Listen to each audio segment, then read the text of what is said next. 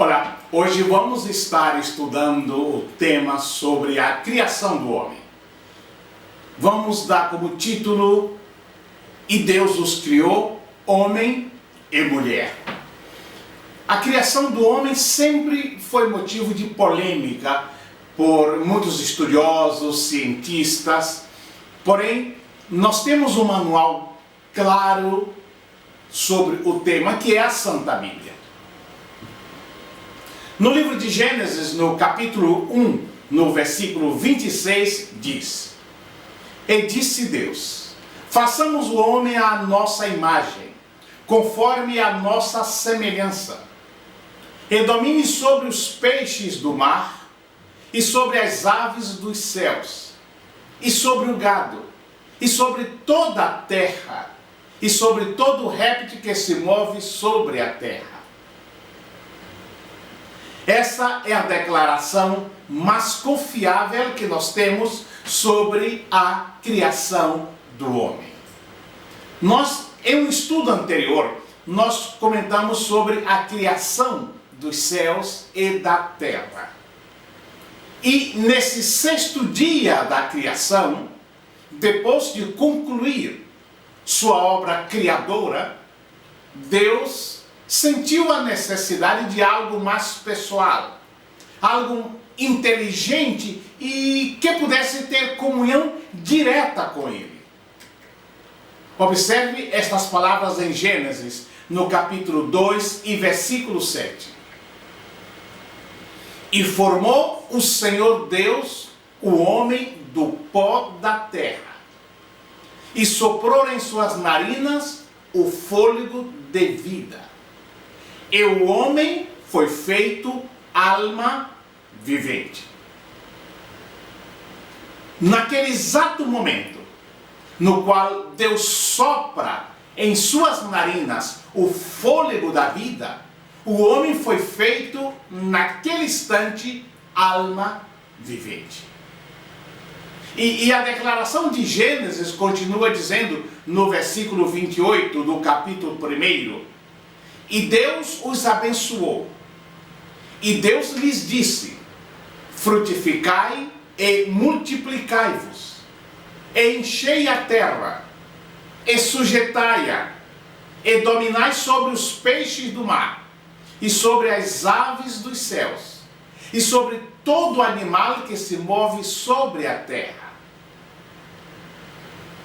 Portanto, baseado aqui em Gênesis capítulo 1, versículo 28, nós vemos que Deus deu ao homem, logo que ele foi criado, o domínio absoluto sobre todas as criaturas desta terra.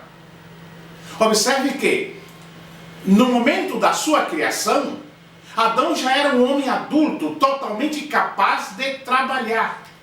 Não era uma criança. E nós notamos aqui pelo texto que Deus imediatamente já o colocou para trabalhar. Jesus disse: meu Pai trabalha e eu trabalho também. Meus queridos, Deus aqui, ao criar o homem, Ele não escreveu no Bolsa Família ou em um plano social.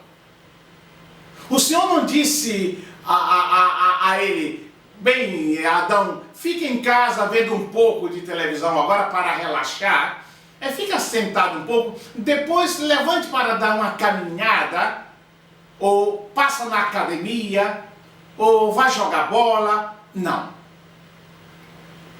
Na mesma hora em que Deus criou o homem, Ele o colocou a trabalhar.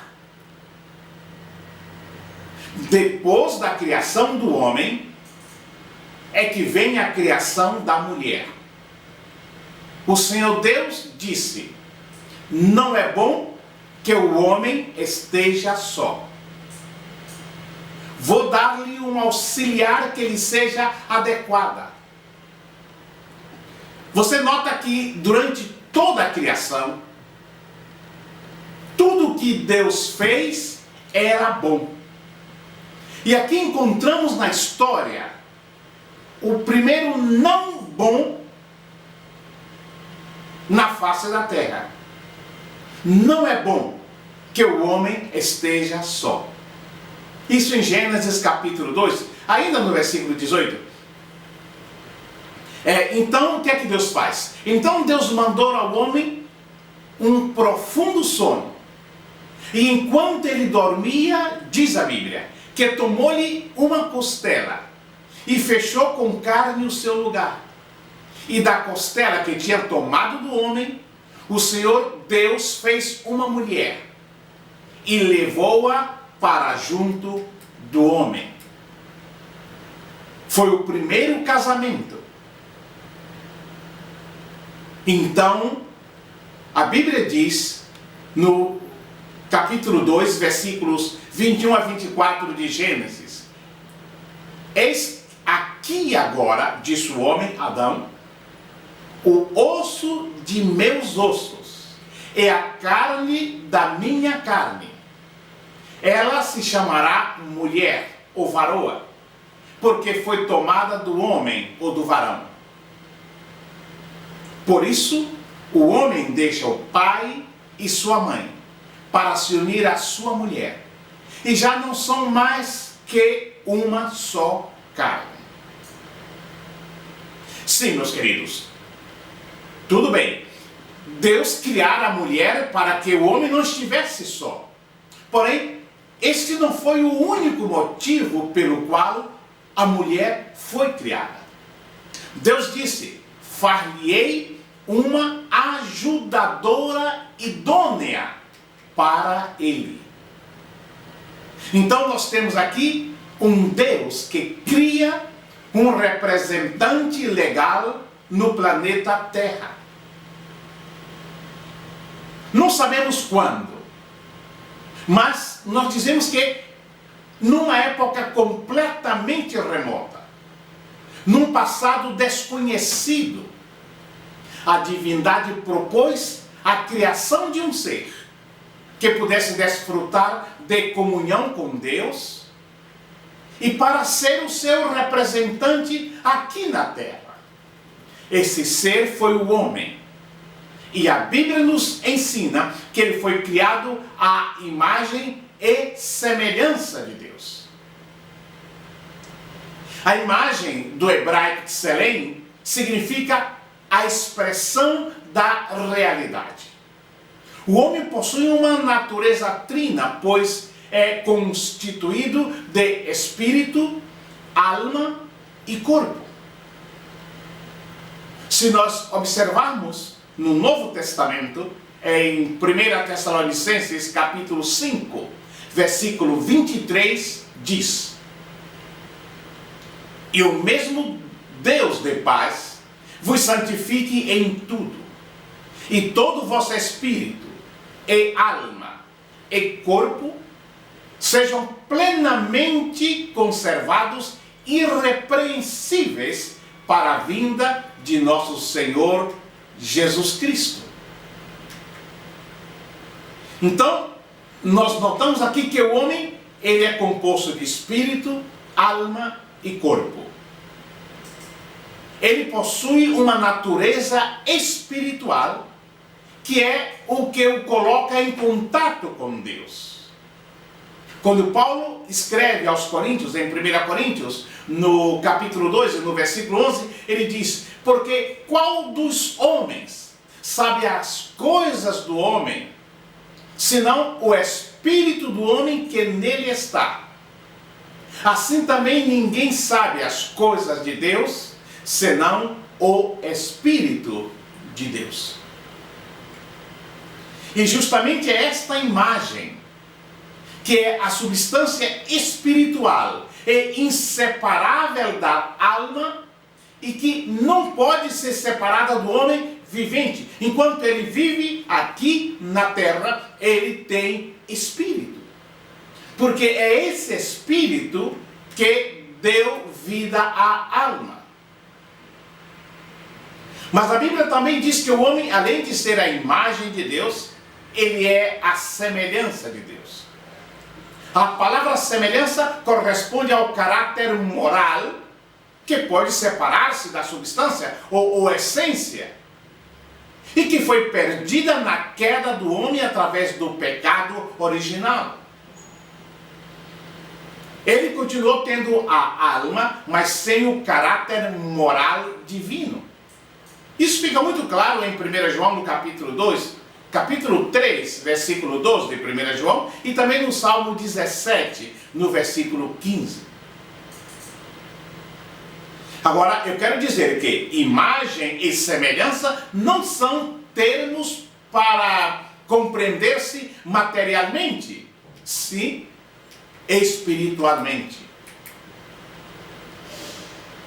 Através da história bíblica, nós vemos que o sacrifício de Cristo na cruz foi para restaurar a semelhança através do novo nascimento. Aí vem a regeneração, ou seja, voltar a ser gerado. Em João capítulo 3, no versículo 3, Jesus, no seu diálogo com Nicodemos, ele disse: na verdade te digo, que aquele que não nascer de novo, não pode ver o reino de Deus. Quando Jesus disse assim, foi um choque para Nicodemos, como é para nós hoje, em pleno século 21. Como pode o homem nascer de novo? Paulo, ele diz claramente que é algo totalmente espiritual. Quando o apóstolo São Paulo escreve a sua epístola aos Filipenses, no capítulo 3, nos versículos 20 e versículo 21, ele escreve: mas a nossa cidade está nos céus, donde também esperamos o Salvador, o Senhor Jesus Cristo, que transformará o nosso corpo abatido para ser conforme ou semelhante o seu corpo glorioso, segundo o seu eficaz poder de sujeitar também em si todas as coisas. Queridos, o homem ele foi criado para ser perfeito, puro e maravilhoso. O escritor de Eclesiastes, no capítulo 29, ele diz: vede isto, tão somente achei, que Deus fez o homem reto, mas ele buscou muitas invenções. A criação de Deus foi perfeita. E a preocupação de Deus a criar o homem mostra que Deus criou algo totalmente diferente de tudo que ele criara antes. Se você observa o processo da criação, para todas as coisas foi empregada uma simples palavra: haja isso, e houve. Porém, quando chegou a hora de criar o homem, Deus mudou o seu método de povoar o universo. Ele colocou suas próprias mãos em ação para imprimir um contato pessoal no novo ser que estava criando. Assim que o homem leva em si a marca de Deus. Eu digo que ele leva a impressão digital de Deus. Deus, ele coroou a sua obra criadora com a criação do homem. E o homem, ele pode ser considerado como a coroa da criação de Deus. Então podemos ver, fazendo um retrospecto, que no sexto dia, Deus ele conclui sua obra criadora com chave de ouro, criando o homem e a mulher à sua semelhança. Primeiro o homem, do pó da terra, o qual chamou Adão. E é interessante que a única coisa que Deus não considerou boa, como já falamos aqui, foi esse ser criado por ele, com as suas próprias mãos, está só. Como está Gênesis 2, versículo 18. Deus, em toda a sua sabedoria e bondade, depois de criar aquele boneco de barro, que ele chamou Adão, o homem, a Bíblia diz que ele trouxe para esse homem que ele criara alguém para completá-lo. Então, homem e mulher, macho e fêmea, foram criados pelo mesmo Deus com a mesma imagem do Criador. Isso significa que somos a mais bela arte do Criador, pois Ele colocou a sua própria imagem em nós. Ele despejou, eu posso dizer, todo o seu talento e criatividade ao ponto de repartir conosco alguns dos seus atributos. Por exemplo, moralmente, o homem foi criado em justiça e perfeita inocência, que é um reflexo da santidade de Deus. Deus viu tudo que tinha feito, incluindo a humanidade, o homem, e disse que tudo era muito bom. Nossa consciência, ou essa bússola moral, é um vestígio daquele estado original do jardim do Éden. Socialmente, o homem foi criado para ter comunhão com Deus. Isso reflete a natureza triuna de Deus e o seu amor. Ali no Éden, no jardim do Éden, o primeiro relacionamento do homem foi com Deus.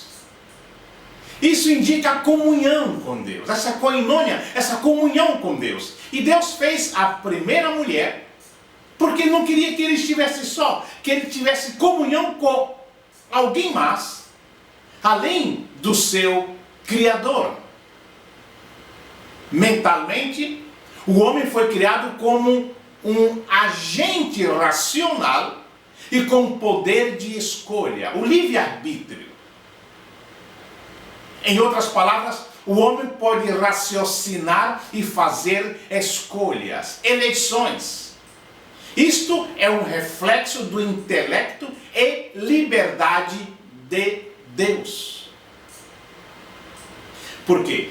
Parte de sermos feitos à imagem de Deus significa que Adão tinha a capacidade de tomar decisões livres. Ele não era um robô. Mas, apesar de ter sido dado a ele uma natureza reta, sabemos que Adão, o primeiro homem, ele fez uma má escolha ao rebelar-se contra a vontade do seu Criador, contra a vontade de Deus. Porém, nós vemos muitos reflexos do poder de Deus no homem. Deus deu ao homem todo o poder sobre as coisas criadas, céu, terra e mar. Através da ciência, a tecnologia, nós podemos ver um pouco desse poder ainda no homem. E o homem, com esse poder dado por Deus, ele pode dar nome a todos os seres viventes da terra. Isso era um conhecimento intuitivo. O homem era perfeito em todos os aspectos: físico, moral e espiritual. Deus, ele nos criou diferente dos animais.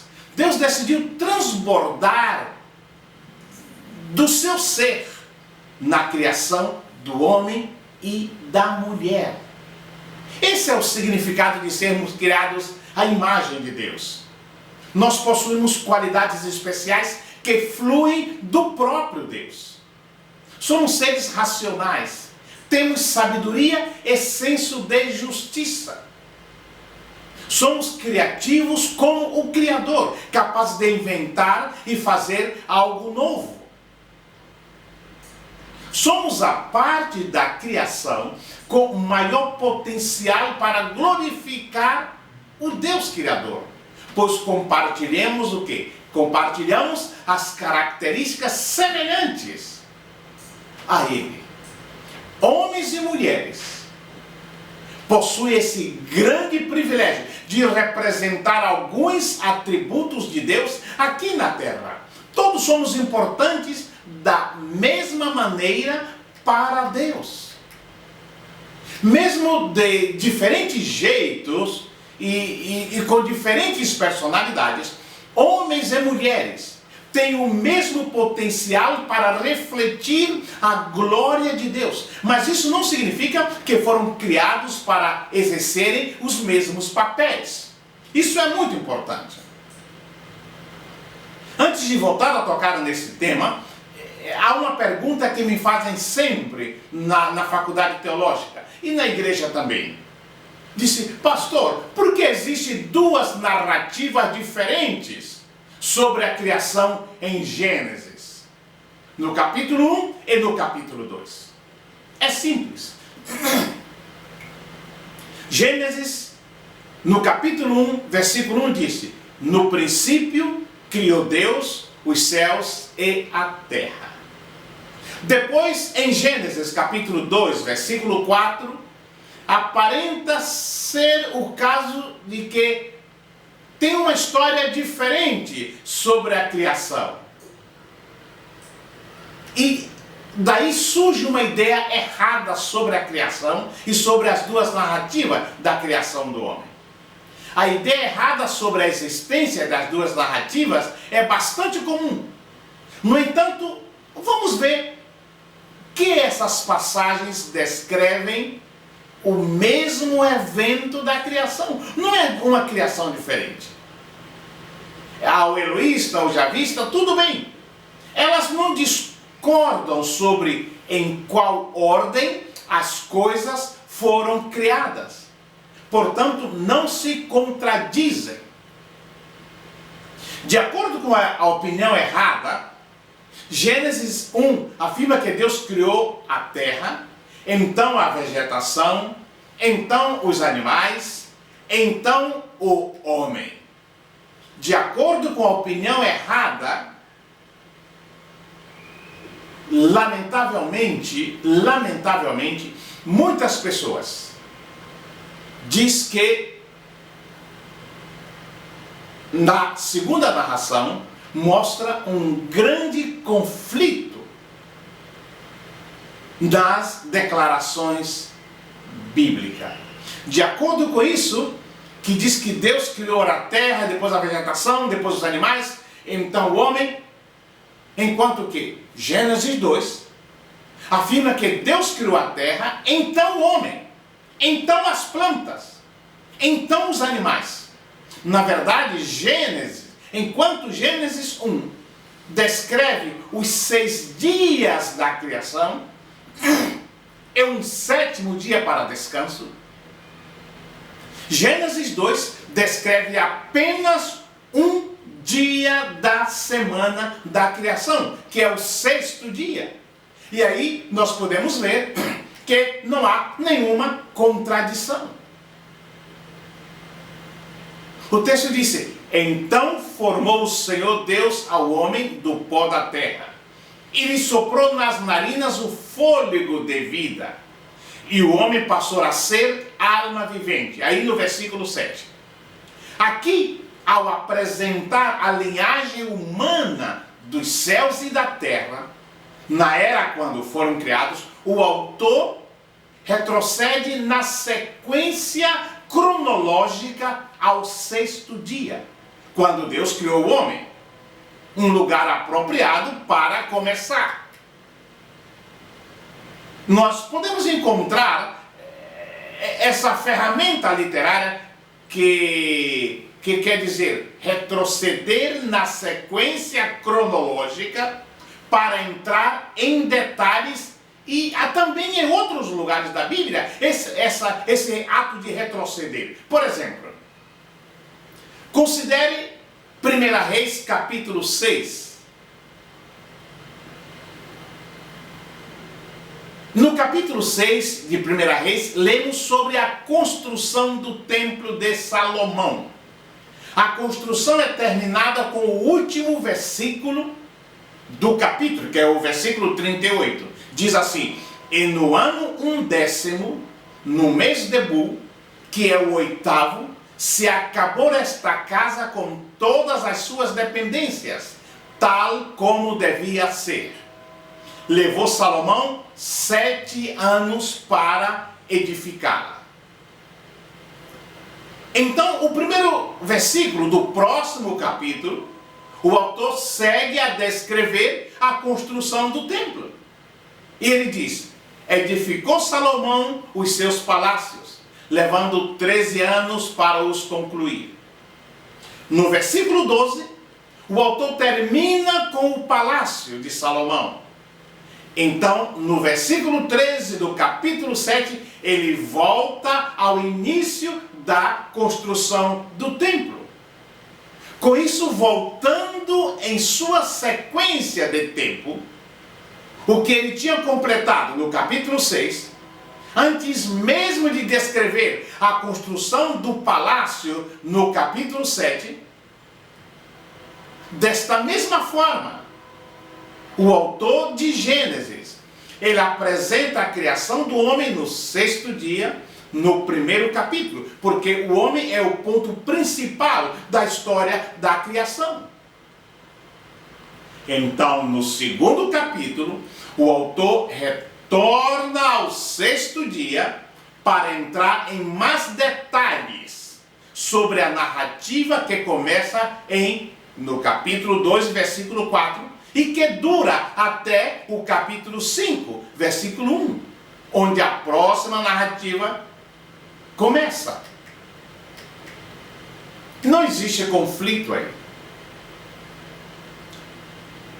O que sabemos é que o homem e a mulher foram criados por Deus. Só Deus poderia criar. Nós vemos aí a dignidade da pessoa humana, por ter sido criado à imagem de Deus. O ser humano tem a dignidade de pessoa. Não é tão somente alguma coisa, mas alguém. O homem é a única criatura da terra a qual Deus amou por si mesma. Só ele está chamado a participar pelo conhecimento e pelo amor na vida de Deus. Para este fim, ele foi criado. E essa é a razão fundamental da sua dignidade. O homem, criado por Deus, é um ser inteligente. Os animais não pensam, mas o homem pode pensar, pode expressar seu pensamento com palavras. Ele sabe calcular, contar, medir, etc. Ele fabrica motores, descobre a eletricidade, ele faz muita coisa. Ele distingue-se dos demais seres por sua razão ou inteligência, que é um reflexo da inteligência do seu Criador, da inteligência de Deus. Os animais louvam a Deus sem saber. O homem o faz consciente, sabendo. O homem é um ser livre. Os animais se governam por instinto e não pode agir de outra maneira. As plantas regem-se por leis, as quais obedecem cegamente. O homem pode escolher. Ele pode fazer uma coisa ou outra coisa. Pode fazer o bem ou o mal. Pode cobrir ou descobrir. Pode cumprir as leis ou desobedecê-la. Deus lhe concedeu a faculdade de escolher livremente. Deus quis o homem livre. Deus criou homem e mulher livres. Agora, o interessante é que, quando falamos da criação do homem, da criação da mulher, nós notamos que anatomicamente Deus os dotou de órgãos específicos e especialmente destinados à reprodução da espécie, que é o que chamamos os órgãos sexuais ou genitais. No versículo 27 diz, Gênesis capítulo 1: Assim Deus criou o homem à sua imagem. A imagem de Deus o criou, macho e fêmea os criou. Homem e mulher possuem genitália apropriada à reprodução. Notem que Deus não criou meio termo. Ele não criou um ser humano que, em determinado momento, pudesse assumir funções incompatíveis com a natureza do seu ser. Deus não criou um homem com possibilidades sexuais de desempenhar o papel da mulher no ato sexual e vice-versa. Ocorre que a natureza pecaminosa, em função da queda no Éden, coloca o homem em rebeldia contra Deus. Como se pode ver no capítulo 1 da carta do apóstolo Paulo aos Romanos. Aí vem a perversão na área sexual. O Senhor disse: não é bom que o homem esteja só. Vou dar-lhe uma auxiliar que lhe seja adequada. Capítulo 2, versículo 18. Então, Deus deu ao homem macho uma mulher fêmea. E quando Deus apresenta a mulher, Adão disse: eis aqui agora que isso é osso dos meus ossos e carne da minha carne. Ela se chamará mulher, porque foi tomada do homem. Por isso o homem deixa o seu pai e a sua mãe para se unir à sua mulher, e já não são mais não são mais dois, mas uma só carne. Homem foi feito para ser homem. Mulher foi feita para ser mulher. São diferentes, agem diferentes, têm funções diferentes. Há uma série de textos que eu quero concluir esse estudo mencionando a diferença.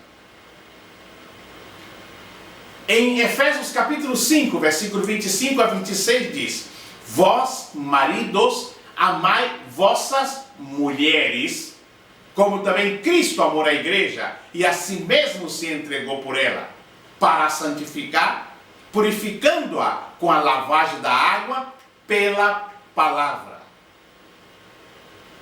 Vós, mulheres, sujeitai-vos a vossos maridos como ao Senhor, porque o marido é a cabeça da mulher, como também Cristo é a cabeça da igreja. Aí fala de homem e mulher, Efésios capítulo 5, versículo 22 a 24. E também está na Bíblia, capítulo 5, versículo 28 e 29 de Efésios.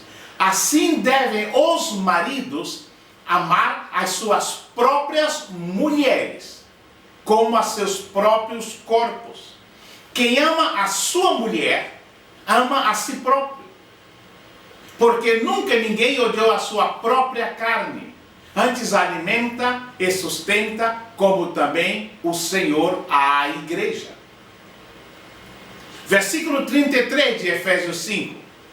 Assim também vós, cada um em particular, ame a sua própria mulher, como a si mesmo, e a mulher reverencie o marido. Colossenses capítulo 3, versículo 18. Vós, mulheres, estáis sujeitas a vossos próprios maridos, como convém no Senhor. Vós, maridos, amai as vossas mulheres, e não vos irriteis contra elas. Sempre aparece ele com ela, marido com esposa, homem com mulher. Não há uma terceira via. Aí vem a questão da ideologia de gênero. Para os defensores dessa bizarra ideologia, homem e mulher não se diferem em questões naturais e biológicas, apenas em um conceito cultural e social. Essa premissa não apenas promove o fim da construção divina da família, pai e mãe, como também influencia toda e qualquer prática sexual que não existiria distinção social entre homem e mulher caso essa malsã filosofia seja instituída. A Bíblia é muito clara quando fala sobre isso. Quando fala sobre a família, um homem e uma mulher. Além disso, segundo a bandeira defendida pela ideologia do gênero, qualquer prática sexual seria considerada aceitável, até mesmo a pedofilia e o incesto. Por isso, não existe outra forma de proteger a raça humana de sua degradação, além de usar a fórmula feita pelo próprio Criador. Homem e mulher os criou. Dois seres da mesma espécie, diferentes em sua formação biológica, cognitiva e social, porém igualmente amados pelo Todo-Poderoso que os desenhou com as suas próprias mãos. Que Deus vos abençoe.